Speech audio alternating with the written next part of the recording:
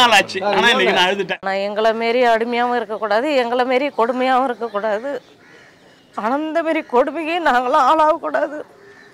எங்கள் வாழ்க்கையை ஒரு நந்தவனமாக போச்சு. எங்கள் வாழ்க்கையை ராஜினாமா பண்ணிடலாம், என்னால் முடியல, என்னால அழுதலாம் இருக்கேன் எங்கள் சார் கிட்ட. நம்ம கௌரவமாக வாழணும், கௌரவத்தை இழந்துட்டு வாடுறோம், நம்மளால முடியல, ராஜினாமா பண்ணிடலாம்ல சிச்சுவேஷன் எல்லாம் வந்திருக்கேன். இதுக்கு நாங்கள் இந்த பதவிக்கு நாங்கள் வந்தோம். உள்ளாட்சி தேர்தலை எதுக்கு வச்சாங்க? எனக்கு ஒரு செல்ஃப் ரெஸ்பெக்ட்ன்றதே கிடையவே கிடையாது. அந்த செல்ஃப் ரெஸ்பெக்ட் இழந்துட்டு தான் உட்காந்துருக்கோம். ஈவன் தோ என் ஃபேமிலி எல்லாருமே நாங்கள் அப்படி தான் இழந்துட்டு உட்காந்துட்டு இருக்கோம். தலைவராக வந்து 2.5 வருஷமாக நான் போர்டு வைக்க முடியல. எவ்வளோ போராட்டம், எவ்வளோ வீடியோ கிட்ட பேசி எல்லாருக்கிட்டையும் பேசி நடக்கலை. ஆனால் நானாக தனித்து வச்சுக்கிறேன். இது வச்சியும் மறுபடியும் பிரச்சனை பண்ண ஆரம்பித்தாங்க. நந்தம் படத்தில் ஒரு முக்கியமான விஷயத்தை சொல்லியிருக்காரு. சுடுகாடு பிரச்சனை. கிட்டத்தட்ட நான் 3 வருஷமாக இந்த பிரச்சனையை கையில் எடுத்து கலெக்டர் வரையும் போயிருக்கேன். மாவட்ட ஆட்சியரையும் ரெடி பண்ணி கொடுத்து போராட்டமே பண்ணி என்னுடைய ஊருக்கு சுடுகாடு வேண்டி கேட்டிருக்கேன். இந்த நாள் வரையும் வரவே இல்லை. என்னன்னா வந்து அந்த ஒரு சீனில் காமிச்சிருப்பாங்க எப்படி அடித்தாங்களே, என்னை ஜட்டியோட விட்டு அடித்தாங்க. நான் தனி ஒருத்தனா வந்து கீழே கடந்து அவங்க வெட்டி உதைச்சது அதெல்லாம் நான் வந்து பட்டிருக்கேன். அந்த வழியை நம்ம நேரடியாக நான் அனுபவித்தேன். நான் அது மக்கள் முன்னாடியே நடிக்கிறாங்க. வெட்டி உதைப்பான், ஷூக்காலே வெட்டி உதைப்பான், செருப்பால் வெட்டி உதைப்பான், ஒருத்தர் வீடியோ எடுப்பான். அதை இதில் வந்து கூடுதலாக நான் என்னை அடிச்சதை வீடியோ எடுப்பான். வீடியோ எடுத்து அவன் பாதுகாத்து வச்சுக்கிறான். ஒரு ஆண் வர்றப்பே ஒரு பிரச்சனைனா எல்லா இடத்துலயுமே ஒடுக்கப்படுறோம். எந்த அரசு விழா நடத்தினாலும் எங்களை வந்து கூப்பிட்டது. நிறைய ஃபங்க்ஷன் வைக்கிறாங்க. சாதி வித்தியாசம் பார்த்துக்கிட்டு வந்து எங்களை வந்து எந்த இதுக்குமே கூப்பிடுறது இல்லை. இப்போ நீங்க உங்களை மாதிரி ஒரு சிலர் தாக்கு பிடிக்கிற அளவுக்கு இருக்கலாம். ஆனா எத்தனையோ பேர் இன்னுமே அவங்க இதுல இறந்த தலைவர் எல்லாமே இருக்கிறாங்க. சில வவுச்சரில் சீல் செஞ்சு என்னுடைய தலைவர் சீலை செஞ்சு அவரே ரசீது போட்டு கொடுத்துறாரு. 2வது என் கையெழுத்தையும் அவரே போட்டுறாரு.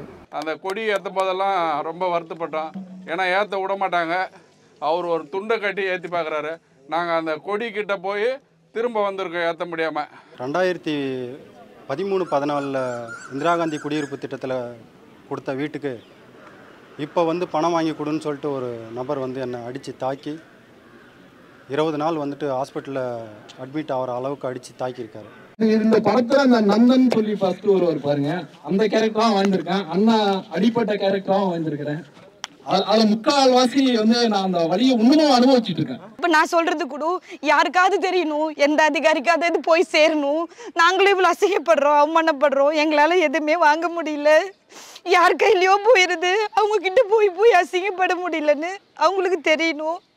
ஏதாவது ஒரு இப்போ கூட இந்த பேட்டி நான் அதுக்கு தான் போடுறேன். ஏதாவது ஒரு அதிகாரிக்கு எங்கள் குறை தெரியணும். ஏன்னா யாருக்குமே சொல்ல முடியல. நான் போன இடம்லாம் வாங்கி வச்சுட்டாங்க ஒன்று. எங்களால் அதுக்கு தாண்டி போகிறதுக்கு எங்களுக்கு பலம் இல்லை. ஊர்லேயும் பார்க்கணும், எல்லாருக்கும் பதில் சொல்லணும், சண்டை வாங்குறவங்ககிட்டையும் நாங்கள் பேச்சு வாங்கணும். ஒருத்தனும் எங்கள் பேரை சொல்லி என் கேஸ்ட்டை சொல்லி அசிங்கப்படுத்தும் போதெல்லாம் நாங்கள் கூனி குறுக்கி நிற்கிறோம். நான் எலெக்ஷன்ல நாமினேஷன் பண்ணதுனாலே என்னை வந்து கத்தியால குத்திருக்காங்க. இன்னும் சொல்ல போனா என்னோட ஒரு பள்ளியை உடைச்சிருக்காங்க. என்னை எழுப்பி ஒருத்தர் நான் வந்து டிகிரி முடிச்சவனு நிக்கிறேன் இல்லையா, உனக்காக நானும் டிகிரி முடிச்சவனை நிறுத்துறேன் அப்படின்னு ஒரு பையனை நிறுத்தினாங்க.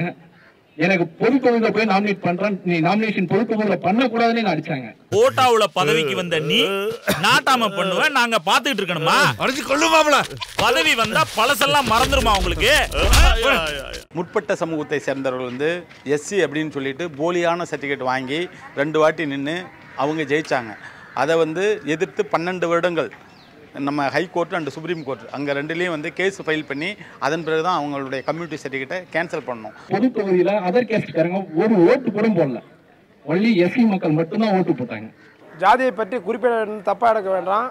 ஏன்னா 10 ஆண்டு காலம் வேற ஒரு சமூகத்தை சார்ந்த ஒரு தலைவராக இருக்கும்போது கொடுக்குற மரியாதையும் அந்த செயல்படுத்துகிற விதங்களையும் எந்த ஒரு அதிகாரியாக இருந்தாலும் சரி, பொதுமக்களாக இருந்தாலும் சரி ஒத்துழைப்பு தர மாட்டுறாங்க. தம்பியை எடுத்துக்கிட்டு பல்ல விட்டு முண்டை, பல்ல குதி மகளே, பள்ளத்தை விடியா மகளேன்னு சொல்லி என்னை வந்து தாக்க வந்தா சார். இது முழுக்க வந்து இதுல வந்து குறைச்சி தான் காமிச்சிருப்பான்னு சொல்லிருப்பாங்க. இது ரியலா 100% நடக்கிறது நான் கண் கூட பார்த்தேன்.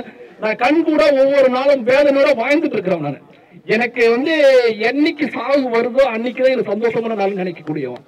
அந்த வழியை நான் அனுபவிச்சுட்டு இருக்கேன்.